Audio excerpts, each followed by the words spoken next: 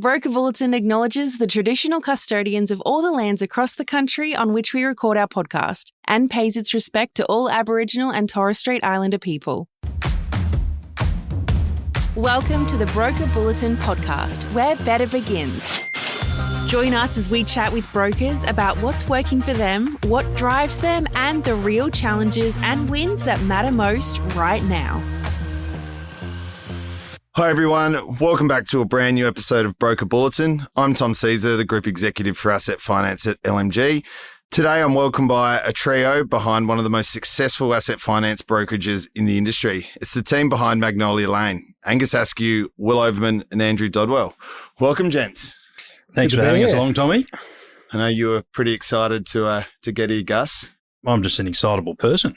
I think from the moment I get up to the moment I go to bed, and I don't sleep too well. So it's a very full day. Well, you were so excited you sent me this morning. I had to warm up the vocals. Testing, 1, 2. I can't help himself. Here to the MCG or the Gabba. Billy's one of the greats. Oval or the SCG, it doesn't matter. Where we are, down under in Australia this summer. For all the 12th Man fans out there, they would appreciate that. Is that what your office is like every day? We're big on the banter, and I think culturally we've got a wonderful business. Everyone gets on particularly well, and one of the first things when people do come in and start with us is their homework for the first night. If they haven't seen it, is watch The Castle, because there's quite a few references. It took 1 minute. There's quite a few references. There were bets before this on how long he would bring up The Castle, and it's begun. Straight into it. Yes, Dennis Danuta does a wonderful job around the photocopier. Yeah, if you don't have a thick skin in our office, you're not going to last very long. Let's start with you, Dave. Let's get some quick introductions and a bit of a backstory prior to Magnolia Lane, and then I want to delve into the story of Mag Lane, but a bit of background on your career prior to Mag Lane. Started off and ended very quickly with journalism. I left school and went and did a diploma of journalism and realised about 6 weeks into it that it wasn't for me, but it had been paid up front, so I continued with it. I finished and was planning on going overseas, doing some travel and just working out what to do from there. I was actually rooming with Will, who had started at a brokering firm, and I was labouring during the day, coming home at night and going to work at a pub. I'm going to stop you there. He was a brickies labourer, and he didn't lay one single brick. He was there to get coffees and donuts. Pretty true. But he looked the part. He had like the mullet going, and he looked feral, but he had no idea about labouring. So I think finance was more for him. All of that's true. But what had happened was I was literally just trying to save some money to go overseas and travel, and as I said, figure it out along the way. And Will had started at a firm and came and said, they give you a car and a phone, and why don't you think about that? And I said, I'm going overseas. And I had a phone call from Will's boss who said, come in on a Saturday and have a chat about travelling and all that sort of stuff. And I did. And as I left, he said, there's a seat there if you want it, turn up on Monday. And I went back and sort of scratched my head, and, you're short-sighted back in those days. And I thought, well, it's going to look pretty good on the resume. I'll go and work there for 4 months and head off overseas. And I never went overseas and been in the industry for 22 years. Love it. Yeah. Love it. Gussie? I had a bit of a different path. I left school, started at uni, dropped out after 6 weeks, grew up on a farm, went to school down in Sydney and tried to go back and work with the old man, and that lasted about a week.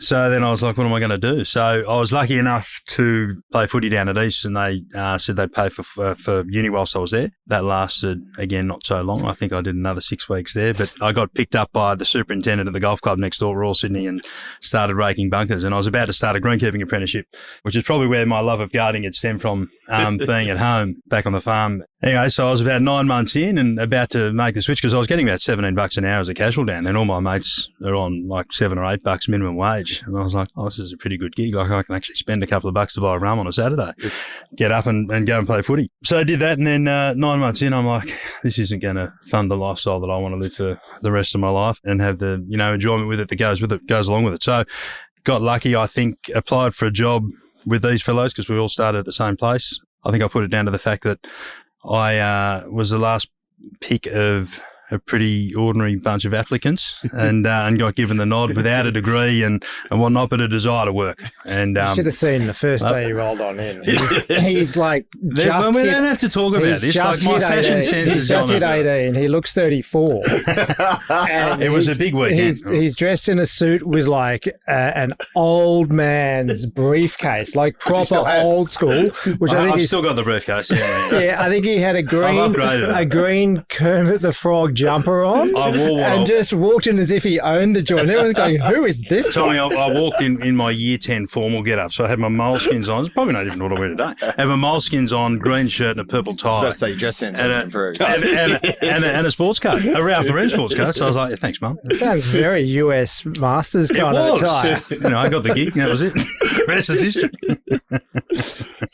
Yeah, mine probably a little bit like Dottie's, but my brother-in-law worked at this firm and I was just sort of coasting through. I was doing bar jobs and bottle shop, and I was a fruit and vegetable logistics engineer. On the fruiterer. Which is just someone who delivers fruit to people. But we glammed that up and didn't have to do that forever. So I managed to get a call from my brother-in-law and said, listen, we're looking to expand and come on. So I got dressed in my my double-breasted suit. Year 12 formal. which I'd gone to David Jones with my mum to pick out particularly. As soon as I walked in there, I went, See the similarity? I don't know if this is the best look, but anyway, I managed to get the job, and that was June 2002. So that was a while ago now. Yeah. So 24 the years. rest is history. Still, Tommy. I was. Like I was. I was in grade 9 at that point. Don't say it. That's cool. So Magnolia Lane was born, just over 10 years ago? Coming up to 12. 12 years? Yeah, we were 15th of September 2014. Firstly, tell me about the name for the people who don't know what Magnolia Lane is. The origin is we were sitting around my dinner table at home. We were mulling over everything we could, and one of the things was, okay, what are we going to call this thing? And I think we'd made the decision that we didn't want to just call it our last names. That's a bit boring. And so we were trying to think of something that sort of brought us all together. And we'd recently been to the US Masters Golf, which is at Augusta National.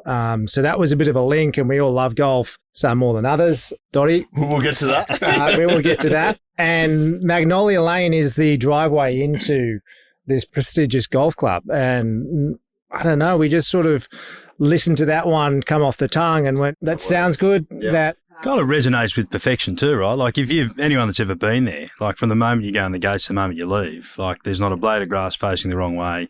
There's not a pine needle out of place. Like everything is just immaculate. So like if we could do that in business in whatever form and way that might have been, it was just going to bide well with the name. Yeah, love it. Yeah, it sort of worked well. Like, and we've sort of run with it from a marketing and a relationship standpoint. With we give every new client, and we still do this to this day, a magnolia tree for them to plant and grow. The relationship grows. So, and that's been a real sort of special thing for our clients, and they really enjoyed that. We've really enjoyed it. We've literally got a nursery at the back of our office. We've got them all ourselves. We've always had got a supplier down here that we get them from. We send them interstate to the boys. Like it's a process. There's a potting day a couple of days a year, and so that's sort of where it's all come from. And it resonates really well. Like, Tommy was down there planting them in Melbourne the other day, and we get photos all the time of clients, when they're out in spring and they're blooming and things like that. It's really, really cool to see.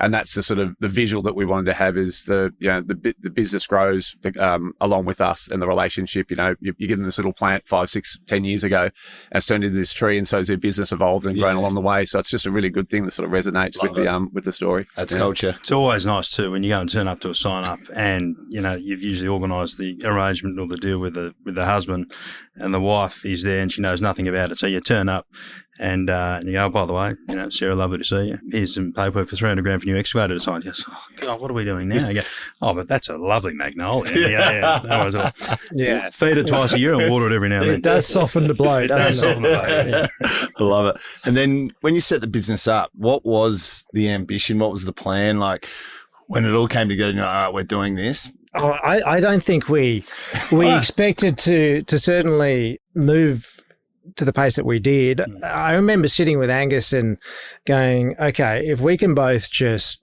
write $10,000 a month, because we were in my garage at the time, at the back of the house, we were just sort of hoping that 19 we could square metres covered in Bunnings tiles. I'll never forget photo of that. Oh, yeah. There's many photos. Yeah. Burning Midnight Oil too. Yeah. And we had a, remember that VB drum as the fridge? Yes, we used to put did. all I the lunch forgot in. It was about that. fantastic. I forgot about Used that. to bring the dog over as well. But all yeah, the magnolias at the back. We just wanted to just plug away and just get by kind of thing. And you're just not sure at that point who's going to support you or anything. Well, we were pretty starry-eyed and just hoping for the best, but we would done what we'd done for a fair old while. I'd been there for 12 years. Dottie had been there for 12. Gus had been there for 8 or 9. We'd sort of done our tenure and circumstances suggested it was probably time for us to look elsewhere. And so we went, let's go give this a crack. And we'd been thinking about it for a little while, but we finally bit the bullet and had a go. And then we ended up in the garage. And 9 months later, we ended up in an office, which we're still now, and we've sort of expanded on that a little bit. But it's just funny to see. Like that sort of feels like yesterday that we were sitting in there and having those conversations, and now we're here with 5 officers and talking to you. Yeah. So it's been a good journey. 3 kids, wives, and everything else that goes with it. How many staff in the business now? We're 26. We've got the offshore thanks to you guys now, which has been absolutely fantastic for us. But we've got a couple up in Brisbane. We've got 3 or 4 out in our Orange agricultural area. There's 2 down in Melbourne, 6 over in Adelaide, and 12 or 14 in Sydney. So just under 40. There's the offshore. We're about 30. So you've gone from the 3 of you to... We can't even give you a straight answer on how many we've got. They have, I was about to we know everyone's name. I'm going to give a 4. So I'm going to say 35. We're not good with numbers, we're good with names. So we've gone from 3 to 35. There's been a lot of stories would be an understatement. There would be plenty of stories on that journey. You know, started families, there's been weddings, there's everything in between. And you've built this business along the way. What are you most proud of through that journey over the last 12 years? Oh, mate, I think exactly that, right? I think the fact that we've been able to not only live our lives, but our staff and see them buy houses, get married, have children, and do all that. I think that for us is probably one of the most humbling things. I think there's nothing more important than when you walk through that front door and having your staff and they all want to be there. Yeah. I think that to me is a measure of success and something I'm very, very proud of. No, I second that. It's really funny, the enjoyment you get from seeing your staff have milestones in their lives, babies, buying houses, buying apartments, things like that. Being able to travel around the world and grow as human beings is really, really, really what I certainly take most out of all the enjoyment we've had along the way. Yeah, love that. I think all of that. I also think something I'm most proud of is that the 3 of us are still best of friends. After 12 years and then another 12 before that. Business can be tough, right? And you can strain relationships, and you see so many partnerships that don't work, and ours has been one, luckily enough, that has worked. We've worked at it together, but we sit here and we're as tight as we've ever been, and that's something to celebrate. I mean, that's something we speak about from an outsider and working with you guys and seeing the relationship you guys have, but then the tough conversations you can have as well. You've got that balance of your best mates and your business partners, and you do it. It's admired from our end.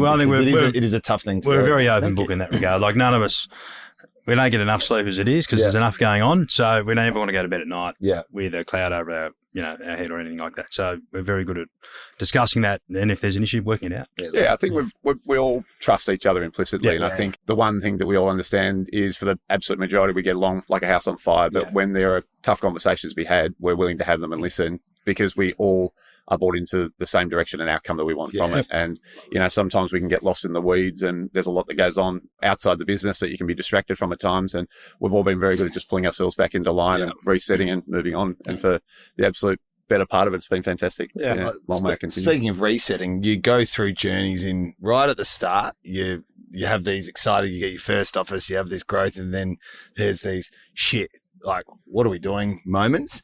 What was your first sort of hurdle, challenge, obstacle, whatever you want to call it? Might be a lesson where you went, hang on, we need to change a few things here. I think from the moment we stepped out, we had some challenges because there's always... That first 6 months was tough. Yeah. There's always the legal stashes involved in leaving somewhere. Once we progressed from there, I think we moved pretty well through the growth of the business. But I think the things that you got to do to sort of keep yourself energized is to continually evolve. And so we made the decision probably after 7 or 8 years to start working on the business Yeah. and moving off the tools, which is not the easiest thing to do. Yeah, it's tough. Because It's the hardest transition all brokers face. Is Yeah. getting off the tools. and some people just completely avoid it. Yeah. And we felt that you've got to then pass that responsibility on to others. So you've got to have the leap of faith there. And then you've also got to go, okay, so what's my purpose? Yeah. And it takes a little bit of time to work out. So I think that's one thing that we had to navigate through, but we're certainly through that now. Yeah. And I think there's sort of another phase, which is probably right where we are now, where we're transitioning to a more sophisticated business. Yeah. Where we're more, I think, I went to one of your events and they were talking about you moved to that sort of CEO style structure. And I think we're probably just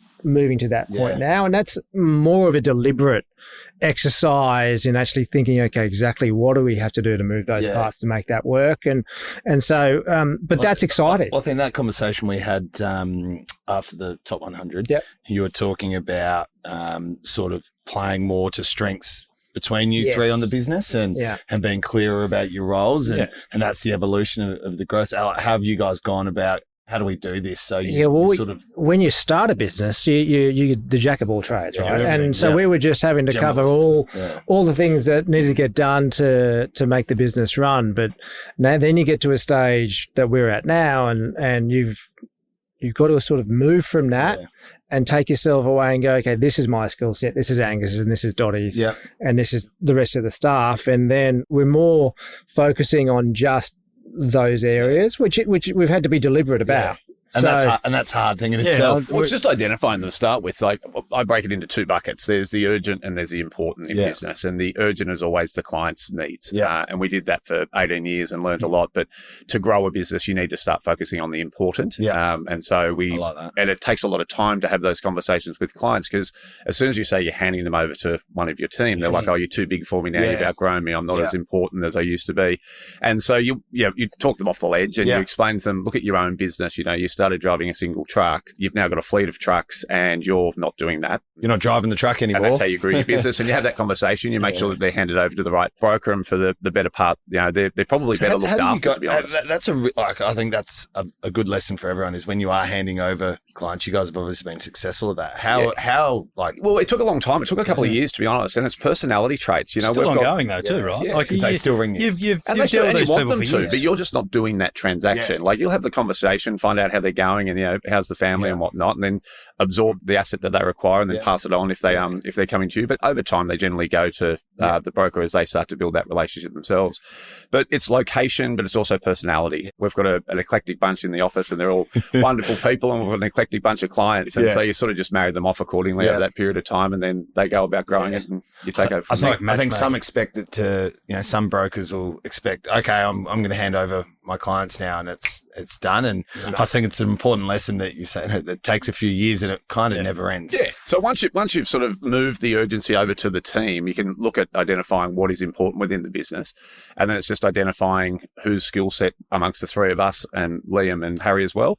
And it's just a divide and conquer. And then you trust each other implicitly that the buckets that Will's looking after, he's just going to do an amazing job with it and report back at our management meetings. Gus the same, and me as well. And we'll see where that can take us. Yeah, nice. And then obviously the last 12 months, there's been the pivot with the Asset Finance Exchange, and you guys are our largest partner on that. What are the lessons you've gone from obviously being a business dealing just direct with clients, and now you've got the mortgage broker in between. So it's a bit of a different business model, and it's a pretty exciting time for you guys. So what would you say is a good referrer versus a maybe not so good referrer? And what advice would you give to mortgage brokers that, what works, what doesn't work? What are you seeing out there? Yeah, I'm probably best placed to answer that because I've had a lot to do with it over the 18 months that we've been a part of the AFX. And mate, hats off to you for, I think, coming up with the idea around doing it. I think one of the biggest gripes we've had, a lot of our financier partners have had, has been there's a new aggregator popping up, or there's a new broker coming on board who's a mortgage broker that doesn't know how to write asset finance, and they're holding their hand and they're fielding phone calls, and they're basically doing the deal from start to finish. So that, to alleviate that problem, was a big win for a lot of the banks that we deal with, which was lovely. But yeah, I think the main thing with that is it's all about trust, right? So you work so hard to get a client and get them to where they are. To pass that over not knowing where it's going, not knowing who they're dealing with, not knowing how they're going to be looked after, and if it's a bad reflection on you, I think that's the hardest thing. So, and these things take time. They don't tick away straight away. So we can go out and present to people and say we'll be all things to all men and whatever, which is what we are. Yeah. I think until they've got that level of trust with you, like it's all well and good for you to promote that internally, whatever, but going around and meeting them, I think the one-on-ones, the face-to-face, the personal phone calls, like we're not a faceless person. Yeah. Like we have our photographs on our website, we have bios, we're not hiding anywhere like that. And that to me is an important part. Like when I see email signatures, I was thinking yesterday, I see email signatures with no phone numbers on them and you don't know where they are. I go, oh, that is so annoying. Just does my head in. I was like, I just want to ring someone up. Yeah. And I know I've got to change my ways sometimes, but so I think that trust part, but like showing them, I think once they've had an experience with us and understand how we work and what we do, most of the time, hand on heart, I can say that client will come back to us. Like our business has been built on repeat business, right? Yeah. In our peak, we're at about 83% of what we're writing is repeat business. Yeah, love it. As we've grown, we've scaled that down to take new business on. And I think the numbers yesterday were about 68, 69% of repeat business now. So that will keep trending that way as we grow and expand and deal with more people as far as we go. But the repeat thing for us is massive. Yeah, I think a good referrer, and our best referrers aren't necessarily our biggest referrers. Yeah. They are the ones that are forward thinking and asking where are you going? Yeah. And how can we help you in that path? And if that is an accountant or that's a mortgage broker, it's asking those questions, maybe having an annual review with that customer or client and seeing what kind of CapEx requirements they have. And depending on what they say, well, then that's an opportunity that you can then go, okay, well, maybe have you thought about asset finance broking and rather than using your bank, Magnolia Lane are great. Those are the ones that are really successful at doing it. They're the ones that are sort of thinking ahead and asking the right question. I think clients appreciate when you're not just the mortgage broker's doing the mortgage for them. Yeah. No problem at all. But when it shows care when you're saying, can we assist with anything else? What else are you doing within your business that we can help out with? And then offering that service back through it. The client really feels like loved. Yeah. And if you're doing that, they're going to come back to you. Yeah. And then we've probably seen, obviously mortgage broke, 78% market share the other day. Massive. So and growing. Like it's growing and growing. It just keeps growing. Despite the bank's best efforts to try and take it back off them. And they'll keep trying. I'm not sure how far they'll get, but it's exciting for the mortgage broking industry. They're writing 78% of home loans in Australia, which means the databases are big. There's lots of clients. Quite often mortgage brokers will wait and be reactive to an inquiry. Yeah. That's one way of obviously getting a referral. And then they figure, well, what do I do? Do I write it or do I find a referral partner? But for the ones that are proactive, what are the things that you see are working well for mortgage brokers to actually make it part of their offering so that a client will actually know that they can offer it via their services, which is, I think the greatest stat that comes out of that. So once a mortgage is set, within 9 months, someone's buying a car, right? Is the next big asset that they're going to buy. It's a game of chess, right? You can't buy the car before the house because you can't service a loan, right? So that's generally how it works. So the involvement in that, you can do it at the time, but earmark it, check in. I think one thing we're very good on is following up with our clients and getting better at, but following up post-settlement and nurturing that relationship going on. So I think same with our referral partners, like whether they're checking in on their clients post-settlement to see where they're at or what they're doing, I think is a wonderful time to be asking those questions. Or if you're not planting the seed to begin with, certainly doing it then. Getting funding can be stressful and there's time restraints if you've got a place coming up, etc. So I think do the job first and get them the mortgage, get them in the house and get them happy and then follow them up because that's always a great call to make. How is it in the new home? How are the kids going at the new school around the corner, etc. Is there anything else we can help you out? Did you know that we can help you out with a personal loan for a car, etc., etc. The follow-up calls where you're going to get the most amount of traction. I think it's great the way you work with group, like even the advice around, put the asset finance products on your website, include it in your email communications, make it part of your operating rhythm. And they're things that obviously you work with brokers on. And we are seeing a lot of success off the back of that. So that's a credit to you guys.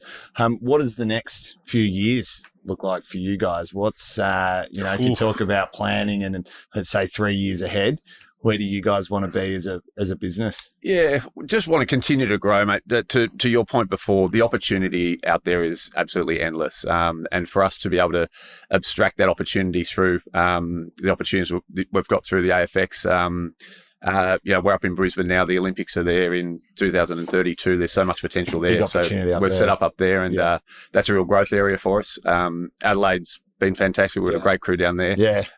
Sydney's going really well. Our Orange office, which looks after the agriculture sector, is probably our most successful, and that's based on relationships out in those rural areas. Yeah.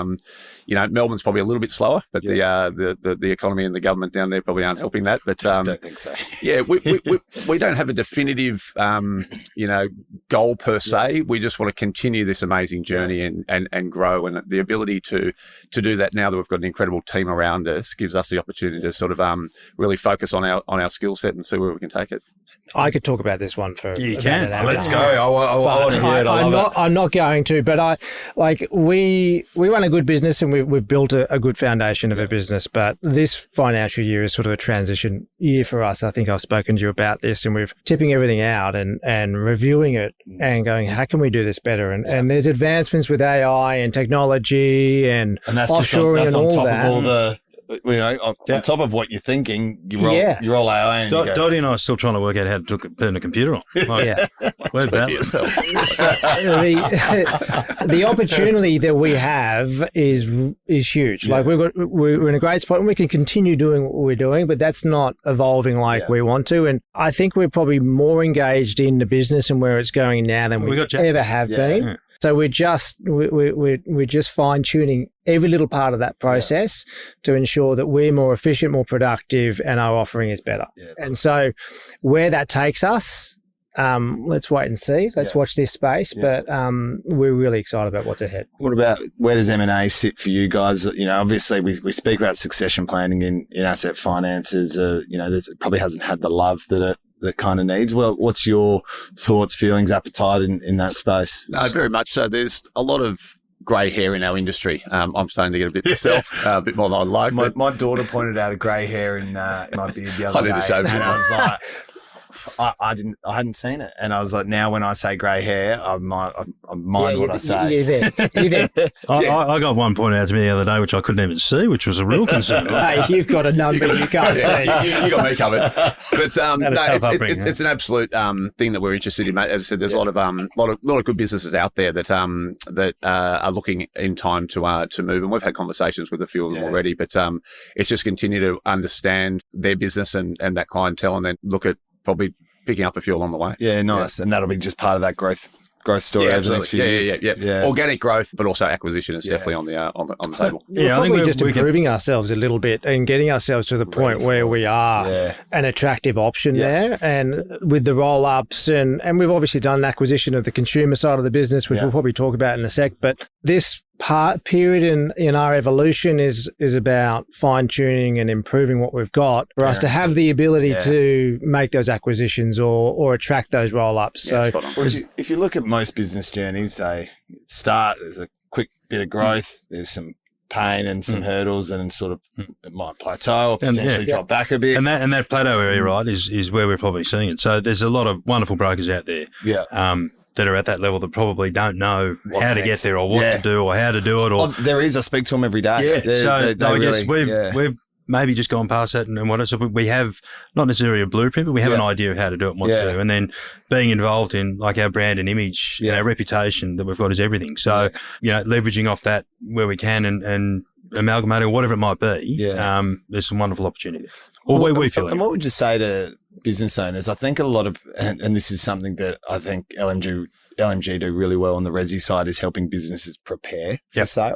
With Ash? Yes.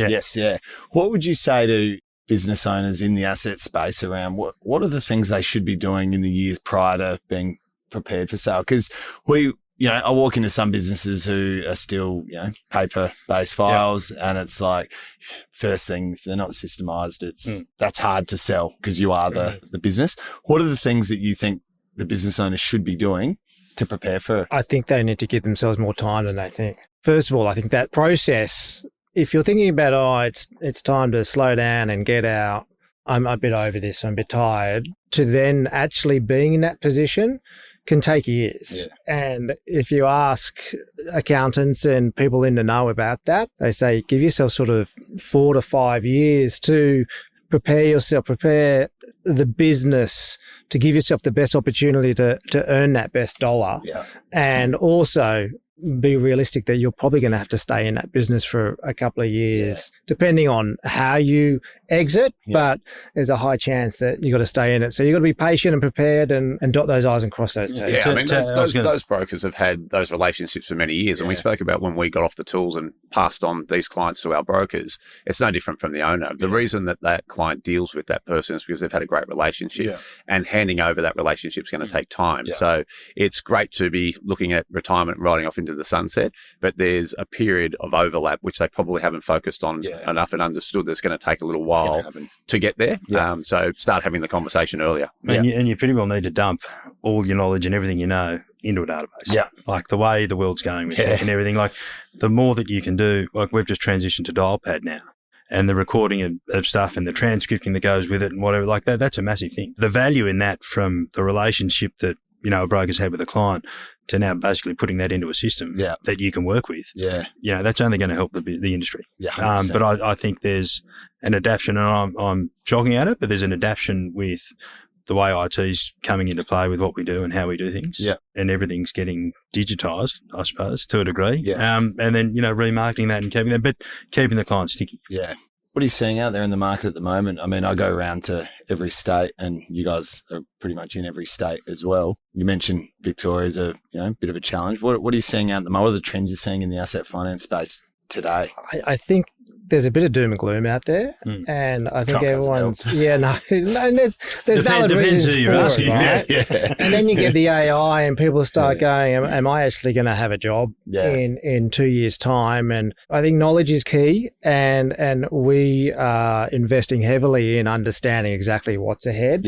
And I hope that other brokers are doing that, because I think if you don't, you probably will be left behind. So there's a little bit of uncertainty about what's going on, and plus the market hasn't been as hot as it probably had been in previous years, but there's green shoots definitely. And like if you look at geographically, like Queensland is doing as well as anyone. But they've also been quiet for a long time too, right? So now it's their turn. And you could argue that the way that they managed COVID has probably helped their economy be in the position they are. And on the flip side, Victoria, potentially the absolute opposite, and they're almost bankrupt. So thank you, Dan Andrews, for that. They still seem to be handling COVID the wrong way. And they will be for the next few generations to come too.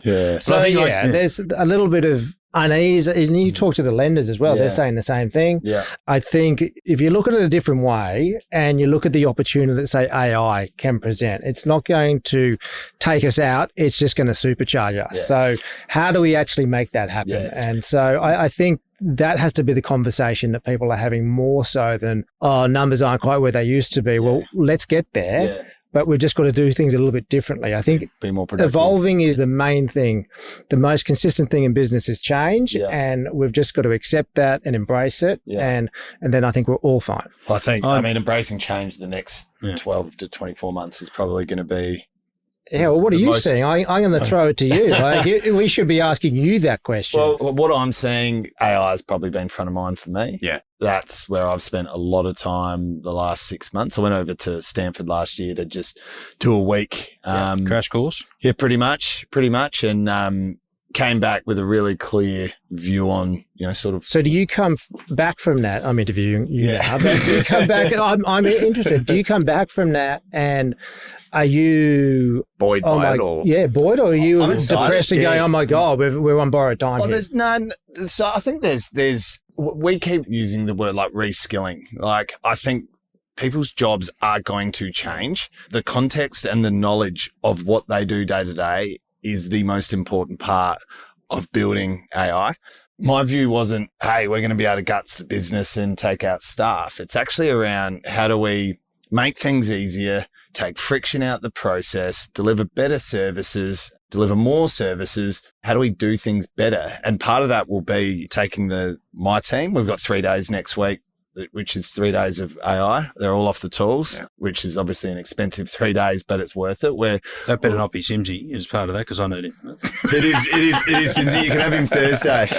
He doesn't know, but he's running a few sessions. But it's around upskilling people with knowledge, having them understand that the context and the subject matter expertise they have is important to what we're actually trying to do. So that's sort of my view. I'm not looking at it as doom and gloom. I think there's some companies out there, I won't name them, who have announced job cuts because of AI, but I think it's really been margin pressure and they needed a good story to go to the market with. You know, you're hearing one day SaaS companies are dead. The next day you're hearing the good SaaS companies are going to thrive. I think everything's still up in the air and it's embracing that change. It's reskilling yourself. My view is reskill our people. The jobs will change. The job title might change, but I think people need to lean into that and be prepared for it, because the jobs of yesterday won't be the jobs of tomorrow. And the quicker we accept it and lean into that, I think society will be better for it. But I'm not as doom and gloom as perhaps some others are. That's probably because you know, right? You're as informed as you possibly can. And we only know so much right now. And you talk to people, they go, we actually don't know where this is going to be in 5 years. Yeah. We can all try and have a guess at it. But this is one of those things that's moving so quickly. But so you've got to be informed. And the models are progressing every day. So suddenly we might be getting some good things out of Claude, and then suddenly Google drop a new model and it blows it out the water. And so you got to be prepared to play with the different tools, learn what they're capable of, their strengths, their weaknesses. And then I think from an agentic side, there's going to be some roles that don't exist. That's a fact. But there's people doing those roles now that can really reskill themselves. And, you know, call centers are where that ends up in a few years. I'm not too sure, but there's also regulators to consider. The regulators in each industry are going to control the AI policies to a degree. So there will be some red tape around it. Like I don't personally think ASIC will want there to be agents giving mortgage advice or asset advice and never touching a human. Like a human's got to be in the loop. So I think the regulators will have a big say. Yeah. And what's your thoughts on the working from home thing as well? Because it kind of ties in because, you know, I look at it and go, with uni degrees these days and everything coming through, like how do you know what's right and what's not? Are we getting dumber, or how is this all working? So, I mean, one thing we're big on is you are a sponge when you're in the office and you're so much better together. As a business, we are more efficient when we are all under the one roof. I couldn't agree more. And we feed off it massively and we learn. Like we get a result straight away than having to have 5 phone calls and get somewhere and waste an hour of your day. Like it's sorted within a minute. So from that point of view, particularly in our space, I find massive. In your world, how do you get from junior to senior? You can't. You've got to be in the office. You can't do it. Yeah, I agree. Look, there's some business models where working from home works, and that's their choice. My personal choice is that I think culture is born, you know, in the office, and that communication and those conversations. And, you know, I say the old, coffee machine conversation where you're getting to know someone, you've got deeper relationships. And I think, you know, like the Vic government, we're trying to mandate the 2 days working from home or whatever the number was. Imagine trying to split the G at home and have someone believe you. It's like getting a hole in one on your own. You've had one of them, haven't you? I've not actually. The dog was there. That didn't count. I think it's just crucial to the culture. But like I said, there are days where, for me, sometimes I'm the distraction in the office to other people. Yeah. So sometimes it's actually good for me to remove myself, have a day from home of admin, and get on top of all my stuff. Yeah, I think that relatively that's fine. But like in general, you know, the full-time home thing, like it just 100%. And I read there was a podcast the other day I listened to, and the guy was saying, like, you know, juniors and the Gen Zers, like if you want career progression, you got to get in front of the seniors and be in front of them.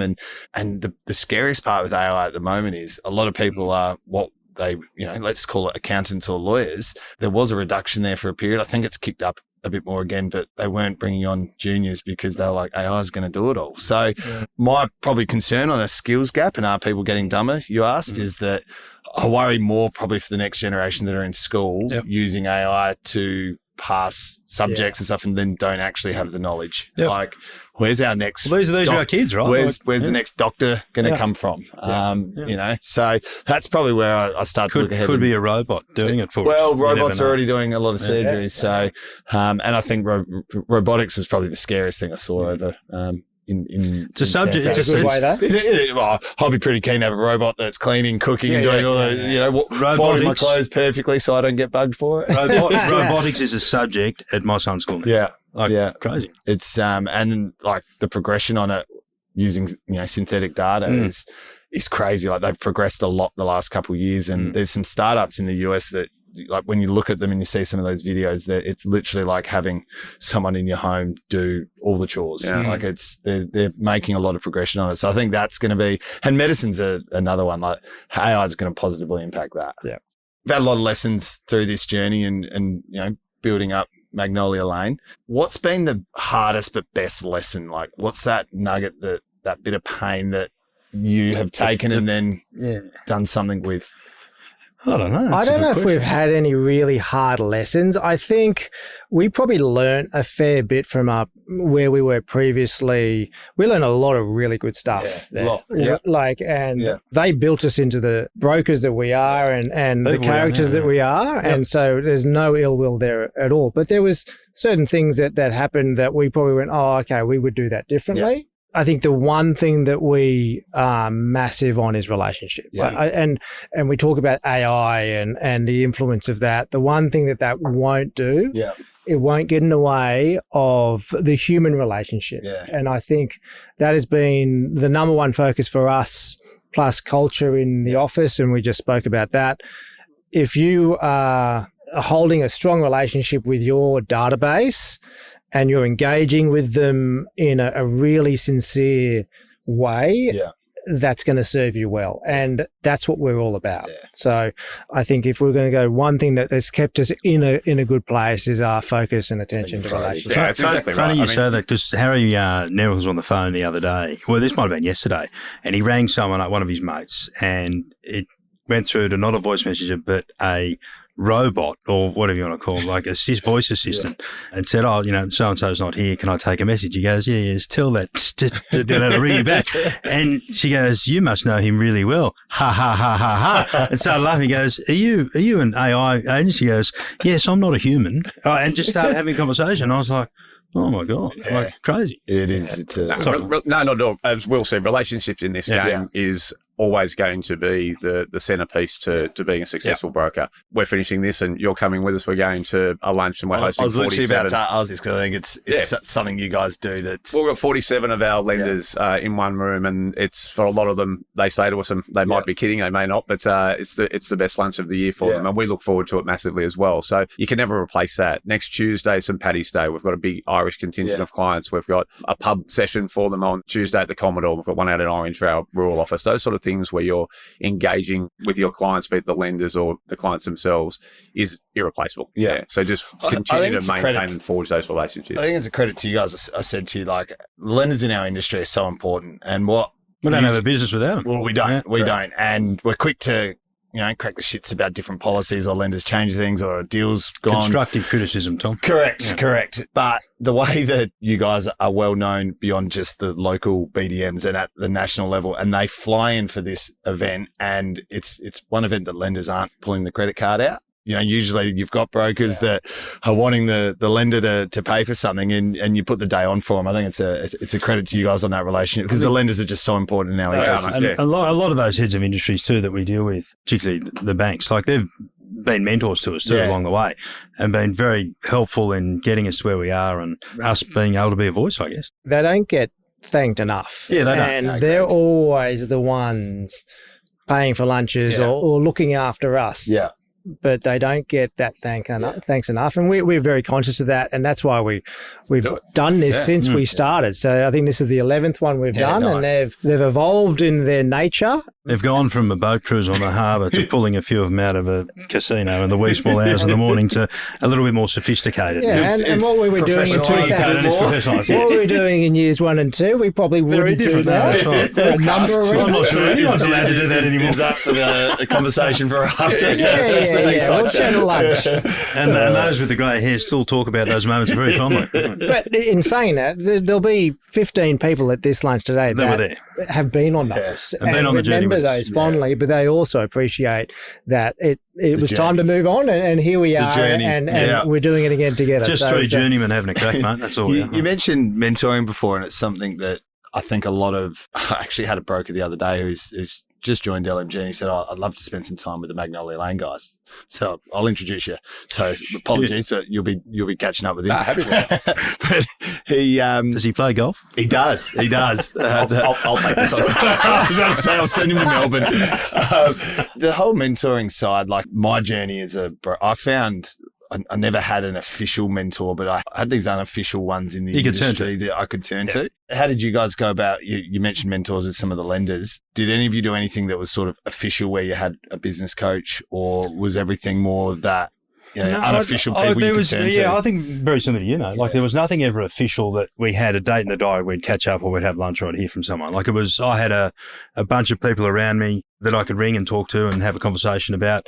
They could have been a client or the father of a client. Yeah. My grandfather was a big influence on me growing up, just with the way he went around things and manners, and them being free. And, you look someone in the eye and you shake their hand, you take your hat off when you walk in the door, you open the door for a woman, all that sort of stuff, right? Basic fundamentals, which I like to instill in my children. Little things like that. And then you come across someone that you just resonate with and you get on really, really well with. Yeah. And I've had a couple of those, and particularly in like if we're just talking in the industry now, Bernie Campbell is a great example. And I know you know Bernie very well. Yeah. But Bernie, threw us under his wing when we left and we started. Best storyteller in the industry. One of the greats. Look, he's probably got you covered. A few more years and you might get him, but he's the best storyteller. I'm learning from one of the greats. But he was very open and welcoming with anything he could do, and nothing was too hard. Yeah, that's good.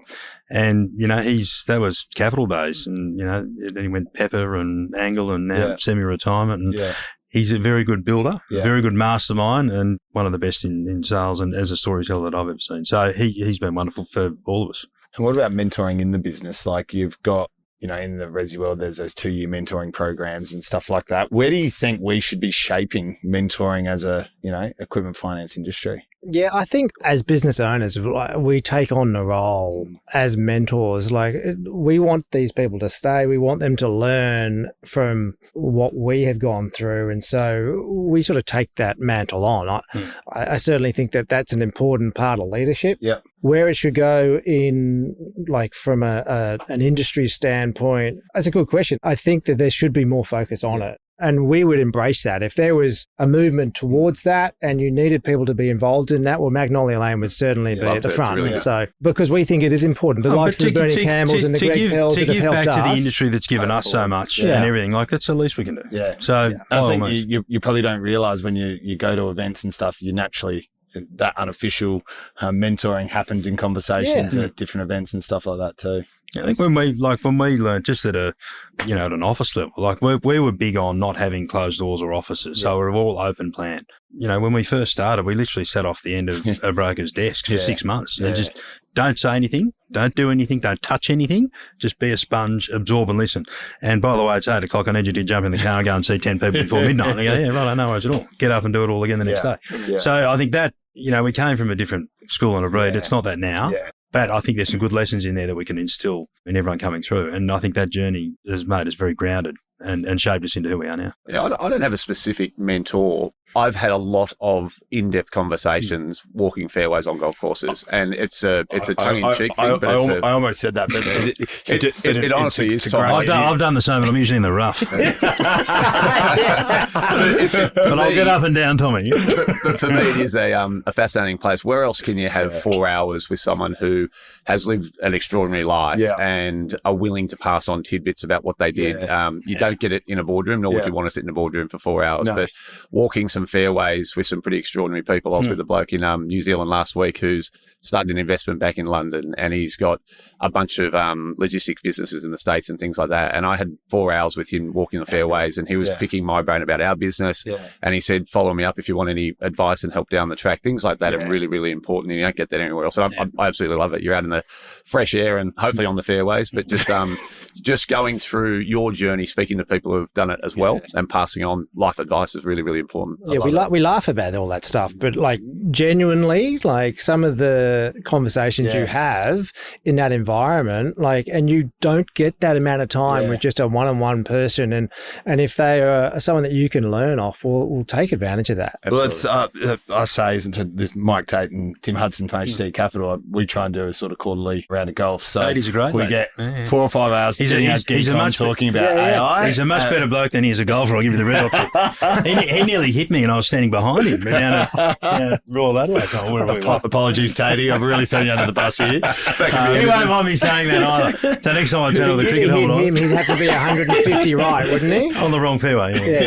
Right. It's a long period of time. You get good conversations and you're not distracted, I think. Yeah. I couldn't agree.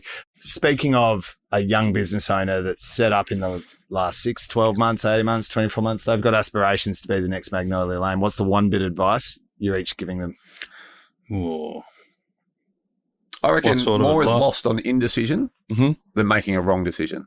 Yeah, that's fair enough. Have a crack, because you're not going to get it right all the time. Yeah. But if you continue to make a decision, you're gonna get more right than wrong. And the ones that are wrong, you'll learn from. Yeah. Yeah, I like that.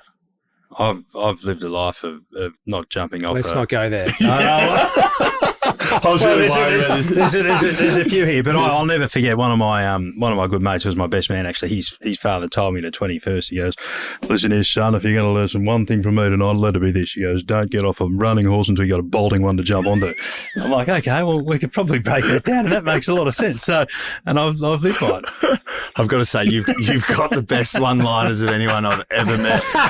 You had me in stitches before we started. I've got a bit of a warped sense of humour. That's a good thing. I'm not sure. These guys are sick of it, I'm sure. But I just think have confidence, have a crack. Like people don't do that enough, and then that inhibits their growth and their development. So if you've had the balls to go out and do that, commit to it, work hard, and trust that you can get there with your own ability. And then I did forget to mention, congratulations on the award last week for the LMG Asset Finance Brokerage of the year. So it's been an exciting growth journey the last couple of years we've been working with you. I want to close with a couple of quick fire questions. Oh, here we go. They are going to be about golf, because that's what you boys are about. Who's the best golfer of the three? Oh, this is a voice recording. The bloke on my left. I probably have the most amount of practice, so I should be. He was the worst, actually. And then when you joined royally with us, you took it up and really embraced it. But you went from like 14 to 6 overnight. Like, he worked out how to putt. That was the only thing he couldn't do. Yeah, that can save a few strokes. Used to be me though, Tom, if you're on the real answer. Right, so there's been. But I went down a different road and got married and had children, where Andrew hasn't done that yet. So maybe that was my issue. All right, so I guess we've probably answered the next question, which was who plays the most golf? I might have them just covered. So Dotty's got 2 points there. If this is a podcast on golf, I think me and Gus we're out. Well, I think the last question's the one that everyone wants to know. Who's the biggest sook or dummy spitter on the golf course? Oh, I'd probably say me. Would you agree? We don't really spit the dummy. I don't think any of us have none a massive... None of us throw clubs. Like, we're not... I don't know. It's no, we just like being there. What do you reckon, Dodd? No, I agree. I think it probably transforms into how we run the business. Like it's you want to have a bit of fun and don't take it too seriously. We're not that good to take it seriously. Like we're just out there enjoying it, right? Yeah, and I particularly enjoy the 19th hole because I don't mind, the old schooner here or there. And that's part. I was actually going to ask who's best on the 19th hole, but I didn't need to ask that question. No worries at all. That's a given. Well, guys, massive thank you for joining us. I think just sitting here and seeing the way you guys, like the culture you've built, the business you've built, you should be bloody proud of it. I'm excited to be part of that journey with you guys and into the future and see where we're sitting in 3 years' time with you guys. From our side of the fence, mate, back to you, particularly in your team, a massive thanks. It was a big leap for us when we went across, and it's been the best decision we've made, and we haven't looked back. And your team is always available and wanting us to succeed. So from us to you, thanks very much. Well said. Yeah, appreciate it. Thanks, guys. Thanks, mate. Thanks so much for listening. If you have a topic that you want to discuss, please email us at brokerbulletin@lmg.broker or DM us on Instagram at lmg.broker. If you like this episode, make sure you rate and follow us in your favourite pod store. Thanks for tuning in to Broker Bulletin. We would hate for you to miss an episode. Subscribe to Broker Bulletin in your favourite podcast app. Has this episode been helpful? We'd love you to rate and review us. It'll help us deliver content that's useful to you and help others discover us. If you have great ideas for topics worth tackling or have burning questions you'd like addressed on an upcoming episode, reach out. Links in the show notes. See you next time.